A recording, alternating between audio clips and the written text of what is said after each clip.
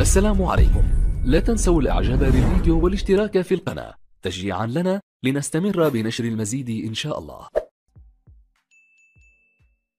La dernière visite d'Emmanuel Macron en Algérie continue de faire réagir les Algériens et les Français. En effet, ils sont nombreux à ne pas partager l'enthousiasme d'Emmanuel Macron et de Abdelmadjid Tebboune. C'est le cas du philosophe français Michel Onfray, qui s'est exprimé dans la matinale de la chaîne de télévision News, ce mardi 30 août. Le philosophe est donc revenu sur la visite du président français en Algérie. Fidèle à ses positions, Michel Onfray n'a pas mâché ses mots. Il a affirmé qu'il y a un problème avec l'Algérie, car on les laisse tenir un discours fautif, en ajoutant « On sait très bien que ce pays nous déteste depuis 1962 ».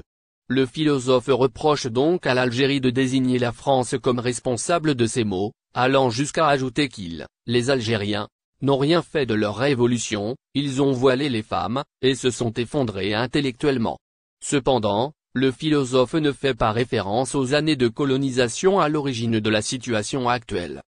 Faisant fi d'une longue période de persécution et de pillage des richesses algériennes suivie d'une guerre où l'armée française a utilisé tous les moyens pour dompter un peuple qui s'est battu pour son indépendance, le philosophe fait preuve de réflexion digne de celle de l'extrême droite française.